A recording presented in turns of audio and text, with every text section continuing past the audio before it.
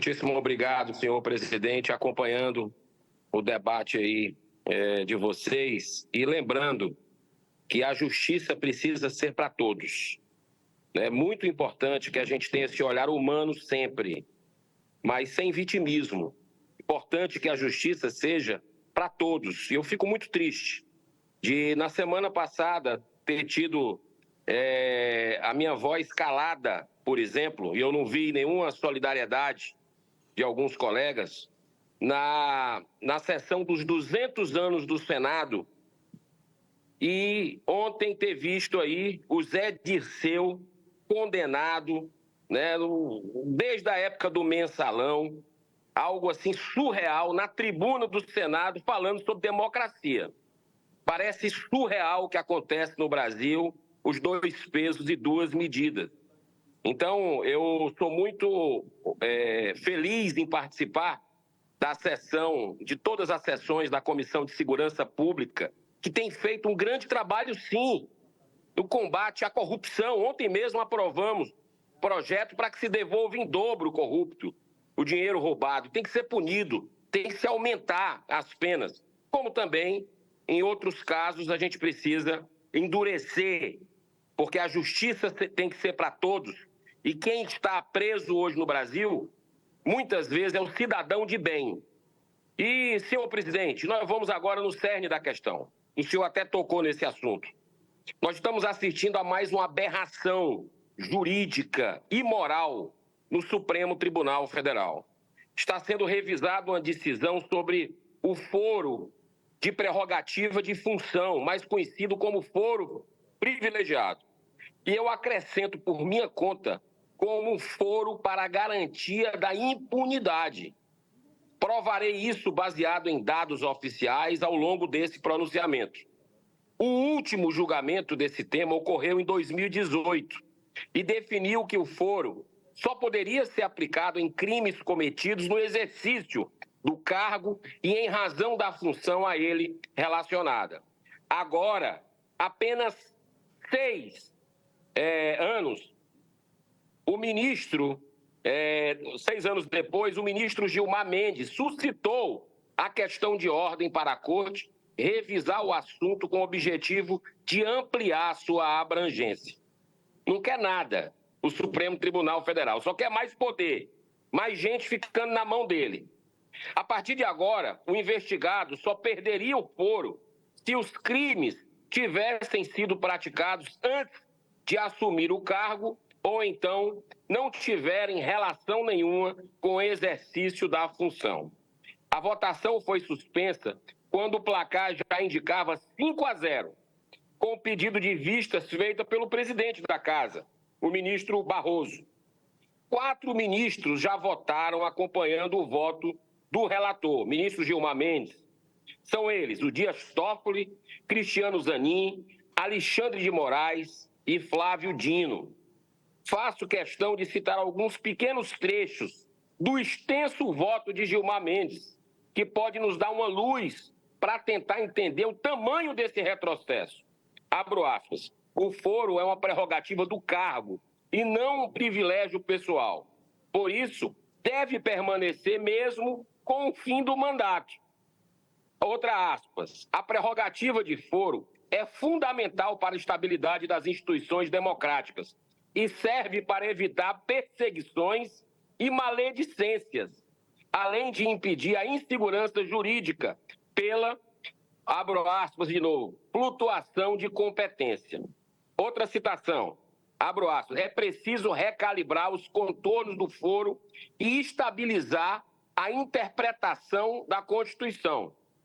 Antes de analisar o mérito desse voto, que foi rapidamente seguido por 4 ministros, precisamos relembrar os números indecentes do foro privilegiado no Brasil em relação ao mundo inteiro. São mais de 45 mil autoridades, presidente, contempladas. Vai desde o presidente da República e seu vice, até juízes, promotores, prefeitos, procuradores, passando pelos senadores, deputados, ministros de Estado, embaixadores e integrantes dos tribunais superiores e do Ministério Público. Em democracias sólidas, como a Inglaterra, a Alemanha e Estados Unidos, nem sequer o presidente da República tem direito a um foro privilegiado. Em todos os países da Europa, é restrito a pouquíssimas autoridades. Até mesmo a China, com 1,5 bilhão de habitantes, são 2.937. Outra grande anomalia do sistema judicial brasileiro é a quantidade de processos que chegam ao Supremo. A revista Veja publicou um estudo comparativo do número de processos pendentes de julgamentos nos tribunais superiores de muitos países. No ano de 2015, por exemplo, nos Estados Unidos, com 9 juízes, havia apenas 82 processos. Na França, também com 9 juízes, havia 156 processos. Na Itália, 15 juízes, 276 processos. Mas no Brasil, no nosso Brasil, com 11 juízes, existiam 92 mil processos. Eles querem tudo para eles, absolutamente tudo. Está aí o poder cada vez maior na mão e o Brasil entrando num caos, numa insegurança jurídica, por causa desses abusos, inclusive invadindo competência, dia sim, dia não, do Congresso Nacional. Em seu último relatório oficial de 2023, presidente, o STF informou a existência de 24 mil processos aguardando julgamento. Só isso seria um motivo muito forte para não haver mais a ampliação desse famigerado foro privilegiado. Para mim, é o guarda-chuva, é a trava do mecanismo que faz um poder proteger o outro e a impunidade prevalecer na nossa nação. Agora, o Senado é a instituição mais afetada, pois esse foro mantém o ciclo infinito, como eu falei, da impunidade, na medida que só os senadores têm a prerrogativa constitucional de abrir processo de impeachment de ministros do STF. Mas como todos os senadores só podem ser julgados no Supremo, pelo Supremo, temos a explicação do porquê, em 135 anos de república, nunca ter ocorrido o impeachment de nenhum ministro do STF.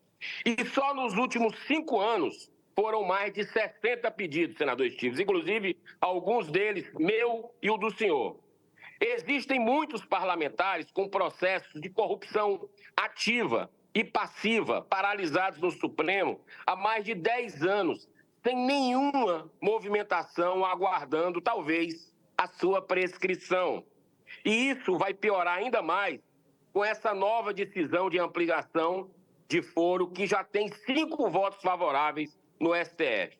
Portanto, o caminho justo e correto para melhorar o enfrentamento à corrupção e principalmente à impunidade é o fim desse famigerado foro privilegiado, que eu quero dizer aqui, já foi aprovado o fim do foro pelo Senado. Olha a boa notícia. Antes da gente chegar aí, senador Estilos, a PEC 333 de 2017, do senador, nosso amigo, irmão, senador Álvaro Dias, foi votada e aprovada por unanimidade no Senado há mais de 5 anos. Mas está aí, completando 6 anos parada, desde 2018, lá na Câmara dos Deputados. Antes de concluir, aproveitando que o assunto é o STF, eu não tenho como deixar de registrar essa notícia importante veiculada hoje nos meios de comunicação como um todo. Grande empresa multinacional suíça é multada em 127 milhões de dólares por pagamento de propina no Brasil. Um grande e bom exemplo de justiça imparcial, enquanto que aqui no nosso país, a Odebrecht e a JF tiveram suas multas bilionárias perdoadas, mesmo sendo réus confessos, repito, mesmo sendo réus confessos. No Brasil, no STF do Brasil, as multas foram suspensas. É brincadeira a inversão de valores.